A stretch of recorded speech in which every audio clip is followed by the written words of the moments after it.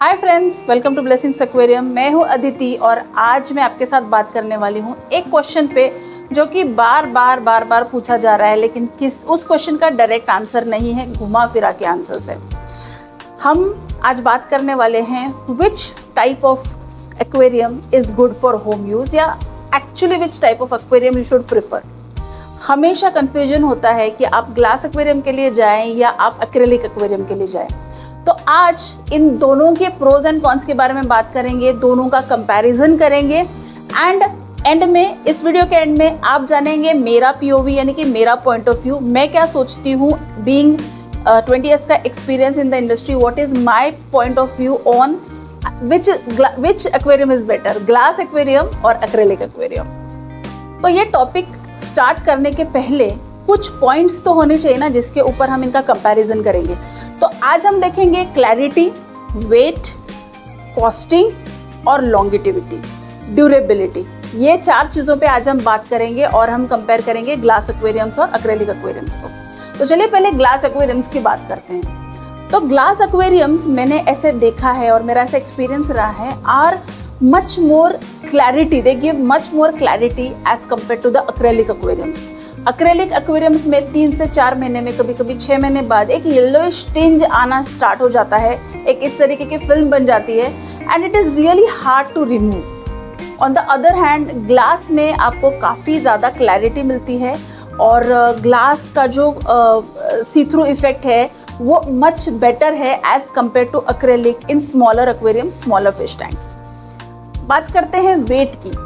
तो वेट में obviously acrylic is slightly light as compared to glass, glass थोड़ा heavy होता है। लेकिन इन दोनों को अगर हम वेट पे कंपैरिजन करें तो अगर एक फ़िश टैंक की हम बात करें तो यूजुअली एक फ़िश टैंक का साइज़ बहुत ज़्यादा चेंज नहीं होता, काफ़ी मतलब थोड़ा बहुत प्लस माइनस दो आई थिंक 501 ग्राम का प्लस माइनस होगा उसमें, तो वेट में उतना ज़्यादा डिफ्रेंसिएशन नहीं है। बात करते हैं एक रिस्ट्रिक्शन की जो कि ग्लास एक्वेरियम्स में है और एक्रेलिक में नहीं है। तो ग्लास एक्वेरियम्स के साथ, ग्लास के साथ आप बहुत ज़्यादा एक्सपेरिमेंटेशन नहीं कर सकते। तो यूजुअली आप रेक्टेंगल शेप्स या क्यूब शेप्स या वर्टिकल स्टैंडिंग या टॉवर टैंक्स या पिलर टैंक्स, इस तरीके के शेप रिस्ट्रिक्शंस में आप आ जाते हैं। एक्रेलिक के साथ you can experiment much more, लेकिन अगर आपको एक घर में फिश टैंक लगाना है तो उसके लिए आपको बहुत ज़्यादा शेप चेंजेस की ज़रूरत नहीं होती, until and unless you really want a huge tunnel or something, तो आप ग्लास एक्वेरियम्स के लिए जा सकते हैं। बात करेंगे कॉस्ट इफेक्टिवनेस की। Glass is much more cost effective as compared to acrylic. Acrylic बहुत ज़्यादा कॉस्टली होते हैं, ग्लास टैंक्स काफ़ी ज़्यादा इनएक्सपेंसिव होते हैं as compared to acrylics. And ये क्वेश्चन या ये टॉपिक इतने सालों से इसलिए भी चल रहा है क्योंकि इसके पहले ग्लास में ज़्यादा ऑप्शंस नहीं थे। You had the regular glass जो आपको कोई भी आपके लोकल ग्लास शॉप में मिल जाती थी, लेकिन आज मार्केट में आपको बहुत अलग अलग टाइप के ग्लास मिल जाएंगे, जैसे कि फ़िश टैंक के लिए specially clear glass, extra clear glass, ultra clear glass, और हमारे पास एक्सक्लूसिवली आपको मिलेगा टाइवान ऑटोमोटिव ग्लास का ऑप्शन भी। तो ये ऑप्शंस पहले नहीं होते थे एंड दैट इज़ वाई एक बहुत ही ज़्यादा डिफरेंस नज़र आता था एक रेगुलर ग्लास एक्वेरियम में और एक एक्रेलिक एक्वेरियम में।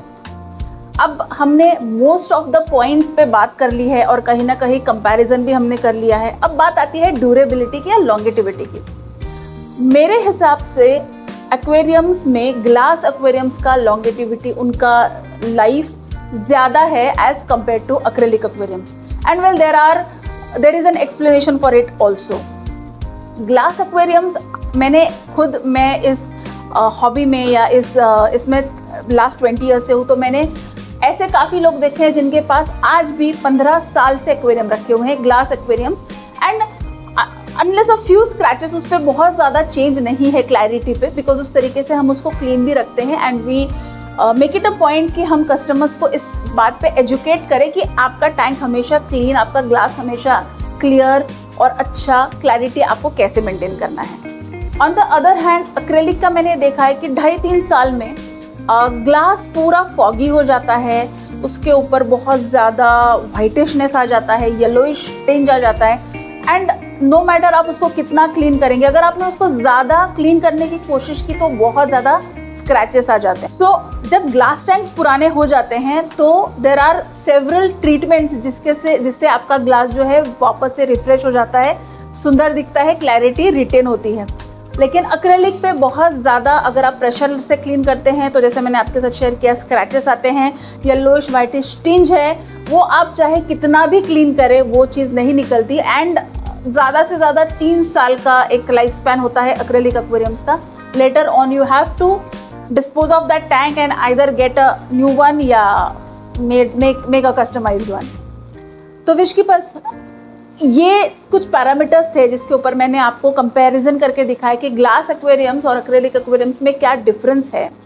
अब बात आती है मेरे पॉइंट ऑफ व्यू की। वेल मेरा पॉइंट ऑफ व्यू ये है that glass aquariums are much better as compared to acrylic aquariums and I will be very very honest with you guys. पहली बात है क्लैरिटी, इकोनॉमिकल है as compared to acrylic fish tanks. बहुत ज़्यादा मतलब expensive acrylic glass होते हैं, acrylic fish tanks होते हैं। So as compare these are inexpensive. Longevity की बात करें तो जैसे मैंने आपके साथ शेयर किया 12 से 15 साल तक मैंने खुद देखे हैं। सो ये एक ऑप्शन है, ये एक पैरामीटर है जिसके ऊपर हम बात कर रहे थे। फोर्थ है, जी हाँ, एक पॉइंट एक्रेलिक एक्वेरियम्स को मिलता है बिकॉज बहुत ज़्यादा आप अगर आपका बड़ा टैंक है तो आप बहुत ज़्यादा शेप में थोड़ा सा एक्सपेरिमेंटेशन कर सकते हैं जो कि आप ग्लास के साथ नहीं कर सकते। एंड बाय बड़ा आई मीन ह्यूज एक्वेरियम में भी बहुत ही ज़्यादा वियर्ड साइज, एस साइज या बहुत ज़्यादा टनल साइज, उस तरीके का। अगर आप ऐसा कुछ एक्सपेरिमेंटेशन में नहीं जाना चाहते हैं तो गो फॉर ग्लास एक्वेरियम्स। एंड अब बात आती है, लास्ट बात आती है क्लैरिटी की। तो क्लैरिटी भी मैंने आपको बहुत अच्छे से एक्सप्लेन कर दिया है कि ग्लास एक्वेरियम्स की clarity is much more as compared to the acrylic aquariums. और एक बात एक्रेलिक एक्वेरियम्स की मैं शेयर करना चाहती हूँ। एक्रेलिक एक्वेरियम्स के लिए आप तब जाइए जब आपको ह्यूज टैंक बनाना है, लेकिन वो भी अगर 1 पैनल ग्लास आप यूज़ करना चाह रहे हैं। अगर आप उसको टुकड़ों में बनाना चाहते हैं, लेट्स से एल शेप है, तो आप उसको अगर टुकड़ों में बनाना चाहते हैं ह्यूज टैंक को, तो एक्रेलिक के लिए मत जाइए, glass is always better. And acrylic aquariums में मैंने ये भी देखा है कि अगर कुछ ग्लास टूट जाता है या उतना कुछ क्रैक आ जाता है तो you have to dispose of the entire tank. आप उसका एक सेक्शन चेंज नहीं कर सकते। तो ये भी एक एडवांटेज है when you go for glass aquariums. So आज के ग्लास वर्सेस एक्रेलिक एक्वेरियम्स में मेरे हिसाब से जीतता है ग्लास एक्वेरियम। आपको क्या लगता है, आपका पॉइंट ऑफ व्यू क्या है, ये जानने में भी मुझे बहुत दिलचस्पी है। कमेंट्स में ज़रूर बताइए कि आप क्या सोचते हैं। और अगर मैंने आपको जो बताया है इसके बारे में आपको ऐसा लगता है कि नहीं ये पॉइंट जस्टिफाइड नहीं है या ये पॉइंट जस्टिफाइड है, प्लीज़ कमेंट सेक्शन आपके लिए खुला है, प्लीज़ कमेंट सेक्शन में बताइए। और ऐसे ही इंटरेस्टिंग वीडियो के साथ आपसे मिलती रहूँगी, लेकिन आपको इस वीडियो को एक लाइक देना है, चैनल को सब्सक्राइब करना है एंड स्टे ट्यून्ड बिकॉज जल्दी वापस आऊँगी। तब तक के लिए happy fish keeping, take care and bye.